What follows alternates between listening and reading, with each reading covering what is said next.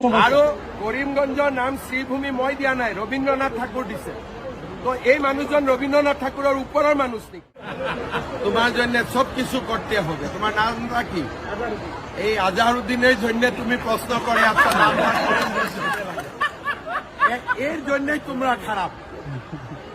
আজহারউদ্দিন যখন রবীন্দ্রনাথ ঠাকুরের জয়গান গাবে তখনই ভারতে সবকিছু ভারতীয় হয়ে যাবে।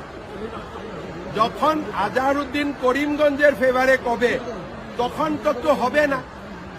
এই জন্য আমি বলেছি আজহারউদ্দিনও আপনিও রবীন্দ্রনাথ ঠাকুরের পক্ষে খাড়া হন, তখনই হিন্দু মুসলিমরা এক হয়ে যাবে।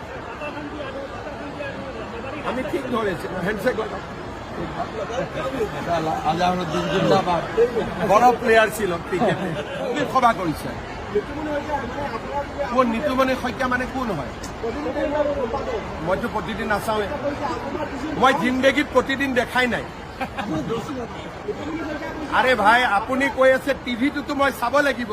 এইটো টিভি হল অসমৰ লাষ্ট টিআৰপি।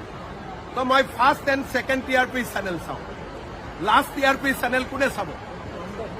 চাব নেকি কোনোবাই? ফাৰ্ষ্টটো চাব, ছেকেণ্ডটো চাব। এতিয়া ফাৰ্ষ্ট আৰু ছেকেণ্ডত কি ওলাইছে এইটো কওক। শ্রীভূমিত দেখা গৈছে যে ট্রাফিক সমস্যা। আৰু কৰিমগঞ্জৰ নাম শ্রীভূমি মই দিয়া নাই, রবীন্দ্রনাথ ঠাকুর দিছে। তো এই মানুষজন রবীন্দ্রনাথ ঠাকুরের উপরের মানুষ নাকি? এই যেটা মানুষের আপনারা নাম কয়েছি এটা কি নোবেল বঁটা পাইছে? কি বঁটা পাইছে? অত বড় বিজ্ঞানী হয়ে গেল রবীন্দ্রনাথ ঠাকুরকে চ্যালেঞ্জ করার জন্য। বাবা রে বা, ওনাকে আমি এই জায়গায় প্রণাম করেছি।